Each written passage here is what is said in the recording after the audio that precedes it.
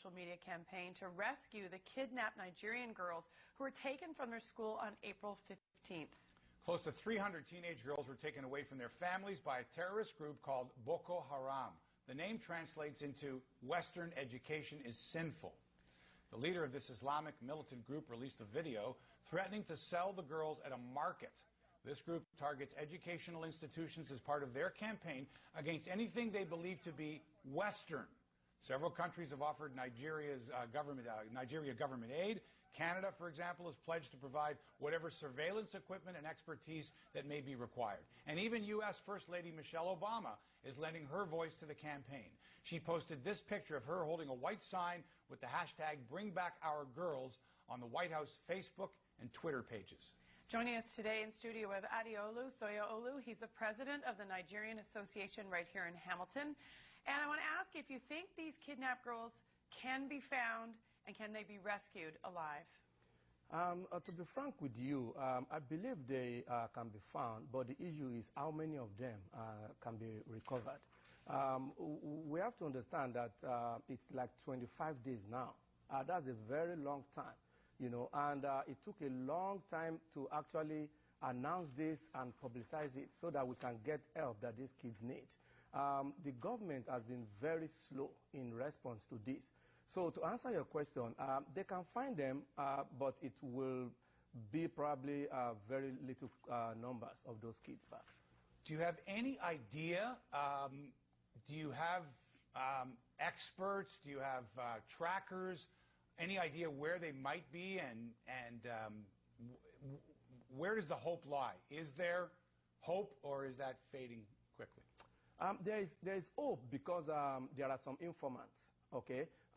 We have some senators from that part of the country that are actually getting some information about the movement of where they are moving these kids to and stuff like that. My understanding is that those information were being passed to the security services, but they are not fast enough. Before they get to that location, they have moved to a different place. The last time I checked, these kids have been moved to Chad in Niger Republic and the neighboring Cameroon country.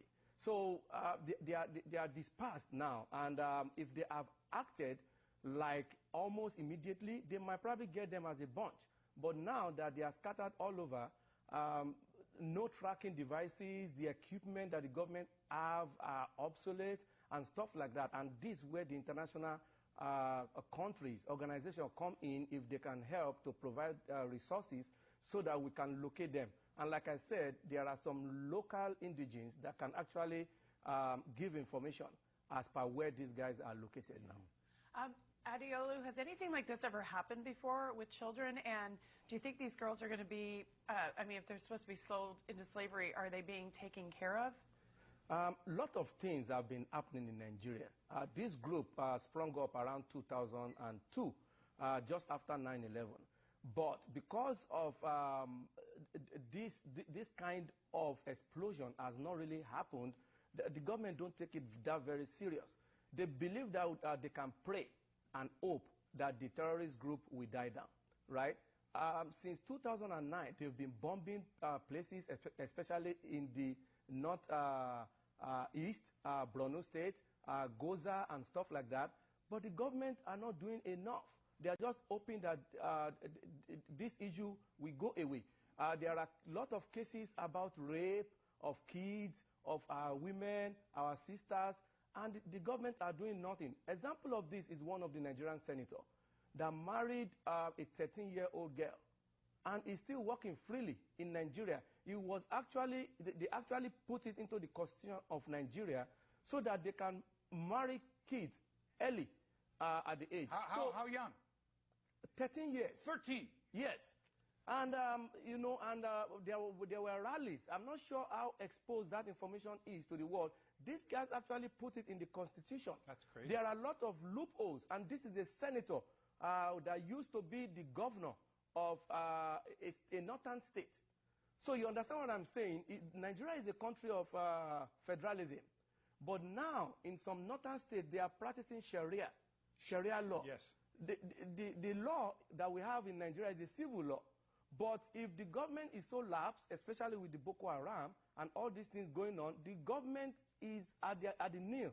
Now, they can't do anything. And the president of Nigeria, Jonathan, I will tell you, is acting very slow. We need someone that can act fast. Right.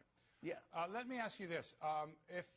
Would the parents of teenage girls in Nigeria be loath to send them off to school for fear that they will be kidnapped as well? Of course. Most of the kids are being pulled off school now.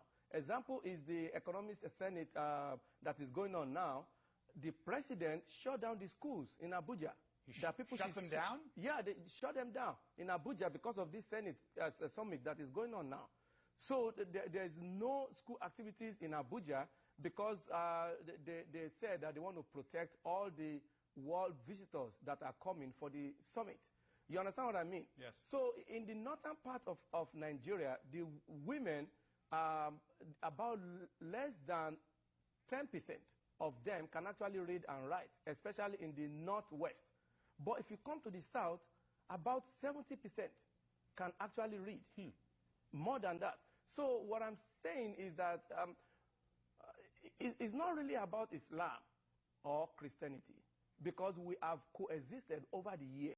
I have cousins, I have families that are Muslim, and we do function together. Adeolu, I just want to, we're just about to wrap, and I want you to tell us about the rally on Sunday, and what do you think raising awareness can do to help these girls in this situation in general? Beautiful. Very quickly. So on Sunday at 12:30 p.m. to 1, only 30 minutes, we're having a rally in the forecourt of the City Hall in Hamilton here. We want everybody to come out. If you are Nigerian, member or no member of the association, or friends of Nigeria, we need everybody to come out there and let the voice be known. 12:30 at City Hall in Hamilton on Sunday. Exactly, yeah. Great. And what we want is, now that the government, Canada, US, all the international nations are coming up, we want them to actually do more. This is a very slow response, especially when it comes to kids into slavery and stuff like that. We do not really need to invite people or shout or do more publicity before they actually offer to help in this kind of a situation. I completely understand. That makes sense, and we're hearing you loud and clear. That's Adeolu Soyaolu. He's the president of the Nigerian Association here in Hamilton. Thank you, and all the best on Sunday. Thank you very much. We appreciate that. Yeah. When we come back, Monica Lewinsky, haven't you had your 15 minutes of fame? Why do you want to come back? You know what, Liz? She's survived international scandal, and now she's only trying to get on with her life, but her past is dogging her.